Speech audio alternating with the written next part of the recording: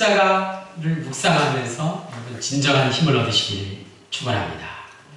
자, 오늘 말씀 제목이 어떻게 되죠? 주는 그리스도, 주는 그리스도시니다 라는 베드로의 고백의 말씀입니다. 그런데 아주 단순한데 주는 그리스도라는 저 신앙 고백에 어떠한 의미가 있는지 오늘 알아보도록 하겠습니다. 오늘 마가복음 8장은 베드로의 신앙 고백과 예수님의 십자가의 죽음과 부활에 대한 예고, 그리고 십자가의 길에 대한 말씀으로 이어집니다. 먼저 27절 말씀, 빌립보 가이사랴라는 지명이 나오죠. 빌립보 가이사랴 빌립보라고 해도 됩니다. 옛날 개역 한글에는 가이사랴 빌립보라고 나오죠. 예루살렘에서 북쪽으로 올라가면 가장 멀리 떨어져 있는 곳에 아름답고 비옥한 그런 도시가 있는데 바로 가이사랴 빌립보라는 마을입니다. 처음에는 바알 신을 섬기는 그런 우상의 도시였고, 나중에 이스라엘을 다스리는 분봉왕 헤롯 빌립이 로마의 식민지를 당하는 동안 로마 황제를 기리기 위해서, 로마 황제 티베리우스를 기념하기 위해서 황제의 이름을 칭하는 가이사를 합쳐서, 그러면 이름이 어떻게 됐죠? 자신의 이름 빌립과 황제의 이름 가이사를 합쳐서 빌립보 가이사랴 빌립보라는 이름이 되었습니다. 이름을 잘 생각해 보십시오. 도시의 이름이 사람의 이름입니다. 우리가 사는 세상이 어떤 것입니까? 권력을 잡은 자, 사람을 섬기며 사는 곳이 바로 이 세상입니다. 하나님이 아니라 이 세상을 섬기며 우리는 이 땅을 살아가고 있지 않습니까? 황제를 주인으로 삼는 것이 아니라 예수 믿는 사람은 내가 주님 하나님을 섬기며 살아야 할 것입니다. 그래서 바로 그곳에서 황제를 주인으로 삼고 살아야 하는 빌립보 가이사라는 바로 그곳에서, 그것도 주님을 따르는 제자들에게 주님께서 물으신 질문이 무엇입니까? 너희는 나를 누구라 하느냐? 그리고 이어지는 베드로의 신앙 고백, 주는 그리스도시입니다. 간단하죠? 주는 그리스도시입니다. 주는 그리스도, 뜻이 무엇입니까? 그리스도는 헬라어로 메시아와 같은 뜻으로 구원자, 구세주, 왕이란 뜻이죠. 당시 유대인들에게는 다윗 혈통의 한 사람이 그들에게 나타나서 이스라엘을 통일하고 회복하고 세계 제일 가는 1등 국가로 만들어 줄 거라는 그런 메시아 개념, 그러한 메시아 개념이 널리 퍼져 있었습니다. 베드로가 예수를 그리스도라고 고백한 것은 유대인들에게 널리 퍼져 있던 이러한 메시아 사상과는 다른 그런 메시아 사상을 뛰어넘는 주는 그리스도시요, 주는 나의 구원자요, 구세주요, 나의 하나님이라는 놀라운 고백이었던 것입니다. 베드로가 예수를 그리스도로 고백했다는 것은 주님은 진정 하나님의 아들이요 하나님이라는 고백입니다. 마태복음 16장 16절에 좀 더 자세하게 고백하고 있습니다. 주는 그리스도시요 살아계신 하나님의 아들이십니다. 이렇게 고백하고 있습니다. 마가복음이 가장 먼저 기록되었고 간결하게 기록되어 있는 반면 마태복음, 누가복음, 요한복음 갈수록 더 자세하게 더 많은 그런 이야기들이 적혀져 있는 것을 볼 수 있습니다. 그런데 저 고백을 우리가 잘 한번 생각해 보면 주는 나의 주인이시오, 나의 주님이시오 라는 고백까지는 이해할 수 있겠지만 베드로가 예수님을 따라 나선 지 시간이 흘렀고 함께 동고동락을 하고 있으니까 주님이라고 부를 수는 있겠지만 아무리 제자라고 해도 내 눈에 보이는 한 인간을 어찌 하나님의 아들 하나님이라고 고백할 수 있겠습니까? 여러분 그렇지 않습니까? 여러분 곁에 신앙이 좋은 사람, 믿음이 좋으신 분, 훌륭하신 목사님이 계시다고 그를 주여 하나님의 아들 하나님이라고 고백할 수 있으시겠습니까? 하물며 아무리 좋은 사람이라고 할지라도 같이 살게 되면 어떤 일이 일어납니까? 여러분 부부끼리 같이 살면 얼마나 많은 일들이 일어납니까? 하물며 교회 공동체 안에서 동고동락하며 같이 살다 보면 정말 많은 일들이 일어나지 않습니까? 보지 말아야 될 것, 듣지 말아야 될 것, 결점과 허물만 남게 되고 사람이 지겨워지는 게 당연한 인간의 모습입니다.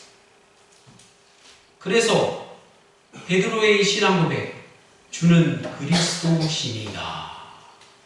이 고백은 주님을 하나님, 살아계신 하나님의 아들이라고 고백하는, 즉 예수님의 하나님이라고 고백하는 이 놀라운 고백은 도저히 베드로 스스로 한 것이라고 볼 수가 없다는 말씀입니다. 사람이 할 수 없는 이 위대한 신앙 고백을 도저히 베드로가 스스로 할 수 없었다는 말씀. 베드로가 스스로 한 것이 아니었다는 말씀입니다. 그래서 마태복음 16장 17절 말씀에 어떻게 이야기하고 있나요? 내가 보기 또다 이를 내게 알게 한 이는 혈육이 아니요 하늘에 계신 내 아버지입니다. 아멘. 하나님께서 베드로의 입술을 통해서 고백하게 하신 말씀입니다. 즉 성령께서 하신 말씀이라는 그런 놀라운 신앙 고백입니다. 더 놀라운 것은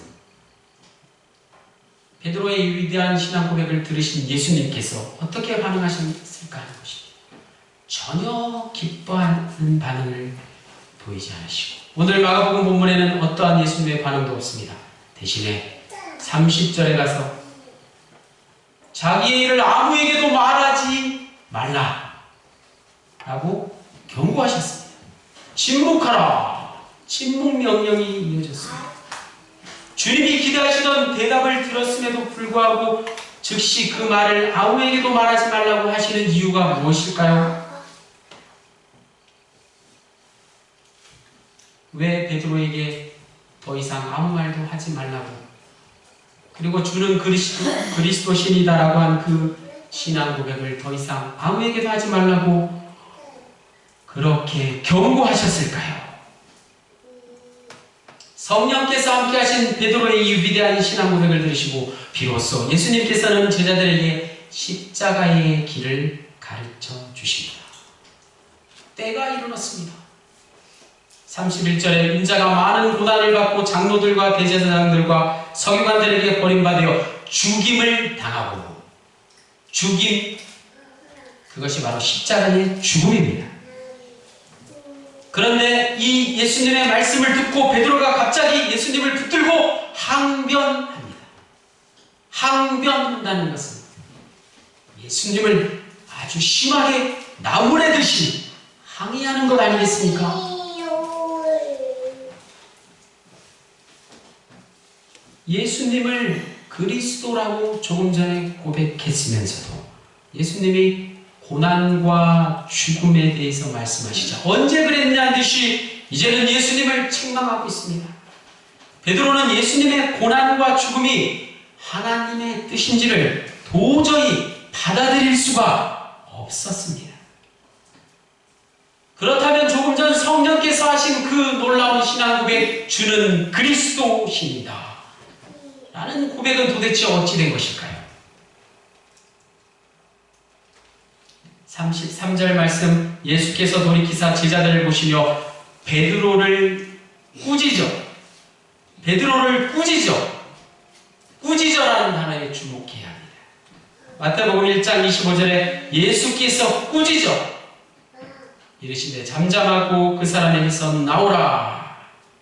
마가복음 4장 39절에 바람을 꾸짖으시며 누가복음 4장 39절에 열병을 꾸짖으시네.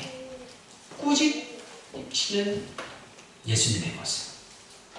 공통점이 있지 않습니까? 누구에게 꾸짖고 계십니까? 귀신과 바람과 열병에게 꾸짖고 계십니다. 주님은 이제 베드로를 꾸짖고 계십니다. 이것은 사람과 자연과 질병 속에 있는 사단을 꾸짖고 계신다는 말씀입니다. 어찌된 일인가요? 베드로 속에 역사하는 사단을 보신 것입니다. 그래서 베드로의 신앙 고백을 듣고도 기뻐하지 않으시고 오히려 침묵을 명령하시는 것입니다. 계속해서 오늘 본문 33절에 예수님은 얼굴을 제자들을 향해 보시며 목소리로는 베드로를 꾸짖고 이렇게 말씀하십니다. 사단아, 내 뒤로 물러가라. 이 장면을 좀 더 묵상해보면 영적 세계의 신비로움을 체험할 수 있습니다. 예수님을 따라가는 제자들에게 사단도 함께 따라가고 있다는 사실. 예수님이 계시고 그 옆에 사단도 늘 함께 있다는 말씀입니다. 예수님을 따라가는 제자들 옆에 사단이 언제나 제자들을 노리고 있었다는 사실입니다. 그래서 베드로가 성령의 말을 했다가 순식간에 사단의 말을 한 것입니다. 이와 같이 영적인 세계에서는 성령의 임재도 사단의 역사도 순식간에 이루어지는 것입니다. 순식간에 성령의 말을 했다가 사단의 말을 했다 하는 것이 인간의 모습입니다. 계속해서 이어지는 말씀, 내가 하나님의 일을 생각하지 아니하고 도리어 사람의 일을 생각하는도다. 성령이란 하나님의 일을 생각하는 존재고 사단이란 누구인 사람의 일을 생각하는 존재라는 예수님의 말씀입니다. 그렇습니다. 사단이 언제 우리에게 찾아옵니까? 사단이 언제 우리에게 역사합니까? 내가 내 걱정을 하고 내 걱정 근심에 붙들리고 내 이해관계 속에 빠질 때, 내가 끊임없이 나만을 기준으로 삼을 때 나는 사단의 밥이 되고 마는 것입니다. 베드로전서 5장 8절 근신하라 깨어라 너희 대적 마귀가 우는 사자와 같이 두루다니며 삼킬 자를 찾나니. 예수님의 제자들은 결국 이 말씀을 이해하지 못하고 예수님이 십자가에 달려 죽게 되자 예수님의 말씀처럼 모두가 사단의 밥이 되구만. 아무도 예수님 곁에 남아있지 못하게 된 것을 볼 수 있어요.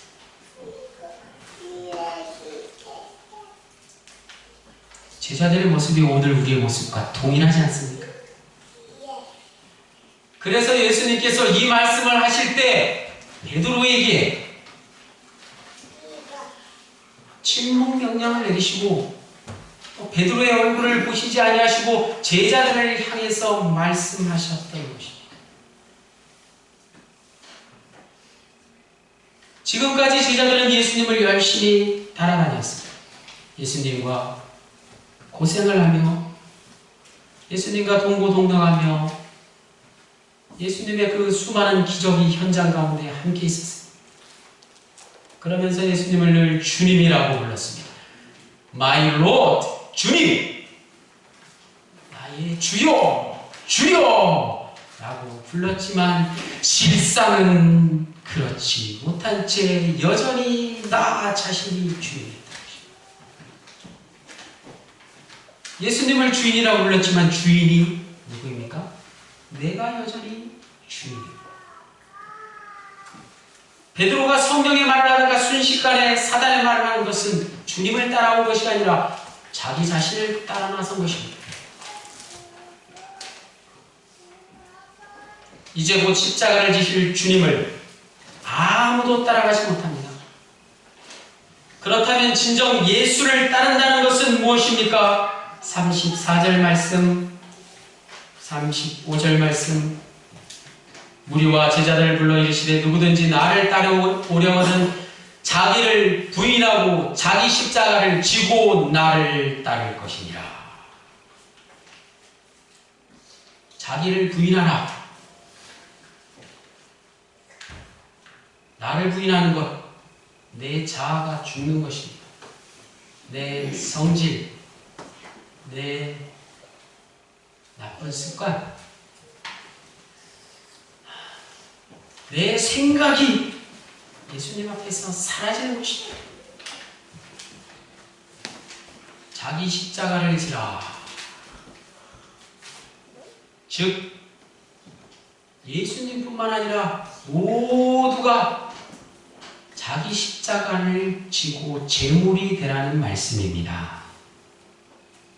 결국에 예수님께서 십자가에 달려 피 흘려 죽으신 것처럼 우리도 내 십자가를 지고 내 자아를 죽여야 하는 것입니다. 그때 내가 저 십자가에 묶일 때 나를 따라다녔던 그 사단도 함께 묶이는 것입니다. 그렇게 나를 따르라고 예수님께서 말씀하셨습니다. 35절에 누구든지 자기 목숨을 구원하고자 하면 잃을 것이요 누구든지 나와 복음을 위하여 자기 목숨을 잃으면 구원하리라. 목숨을 잃으면 구원하리라. 놀라운 사실이 있습니다. 구원이란 내 목숨을 잃는 것입니다. 구원이란 내가 죽는 것, 내 자아가 죽는 것이 구원입니다. 영생이란 우리의 육신이 죽는 것입니다. 육신의 생명을 버려야 영원한 생명을 얻을 수 있습니다. 더 정확하게 우리의 육신, 이 몸뚱아리, 그것은 빈 껍데기, 육신을 얻을 때 필요한 태워지는 불쏘시개와 같은 것입니다. 영생을 얻지 못하면 그저 불쏘시개만 타고 재만 남게 되는 것입니다. 오늘도 화장터에서 태워져 영혼은 온데간데 없고 그저 한 줌의 죄로 끝나버리는 수많은 육신들이 얼마나 많이 있습니까? 우리 주위에 죽어가는 영혼들에게 영생의 불을 지펴야 하겠습니다. 주님께서 먼저 우리에게 영원히 꺼지지 않는 영생의 불을 주셨으니 이제 그 불을 캄캄한 저 세상에 나가서 밝게 비추고 그 불을 옮겨 붙여야 할 때입니다. 오늘 말씀은 예수 믿는 우리에게 신앙의 목적이 어디에 있는지 그리고 영적인 여행의 실상이 어떠한 것인지를 깨닫게 합니다. 오늘 말씀의 제목이 무엇이죠? 주는 그리스도. 주는 그리스도시니라. 베드로의 고백의 말씀에서 나오는 것. 주는 그리스도. 이 말씀의 진정한 의미를 깨달으시기 원합니다. 지금까지 내 신앙의 삶이 어떠한지를 깨닫기를 원합니다. 하나님의 말씀으로 내 영적인 눈을 뜰 수 있기를 원합니다. 영적인 깊은 어둠에서 깊은 잠에서 깨어나시기 바랍니다. 여러분 채널 아시죠? 채널. 예전에는 TV 채널을 돌릴 때 어떻게 돌릴지 이렇게 손으로 돌렸죠? 채널, 통신용어에서 나온 건데요. 라디오 채널, TV 채널 이란 말로 가장 많이 사용하고 그 뜻은 경로, 통로라는 의미가 있습니다. 언제부턴가 TV를 켜면 너무 채널이 많아서 무엇을 보여야 할지 그저 채널만 돌리다가 그만두는 그런 경우도 있습니다. 그런데 꼭 필요한 채널, 내가 좋아하는 채널 말고 나머지 채널들을 볼 때 그저 잠시 스쳐 지나가기만 해도 참 정신 없다. 무슨 채널이 이렇게 많은지 정신 사납구나 라는 생각이 들지 않으십니까? 집에 TV들 다 있으시잖아요. 채널이 너무 많지 않습니까? 그 많은 채널 다 보십니까? 마찬가지로 예수 믿는 사람들이 예수님과 함께하는 영적인 채널에서 내 생각, 내 걱정, 내 근심하는 채널이 그것이 곧 사단이 들어오는, 사단이 함께하는 채널이 되는 것입니다. 우리 사회는 훨씬 더 다양하고 자극적인 매력이 넘치는 채널들로 날마다 우리를 유혹하고 있습니다. 어느 채널을 선택하시겠습니까? 우리에게 날마다 찾아오는 그 많은 채널들, 그것을 틀어막을 수 있는 방법, 그것은 오직 하나님의 말씀밖에 없습니다. 주는 그리스도. 이제 더 이상 내가 주인이 아니고 예수님만이 내 주인이 되시고 나의 구원자 되시고 나의 구세주 되시고 나의 하나님 되심을 날마다 고백하며 살아가시는 저와 여러분 되시기를 간절히 축원합니다. 하나님 아버지 감사합니다. 주는 그리스도라는 진정한 고백이 우리 모두에게 날마다 있게 하옵소서. 모든 말씀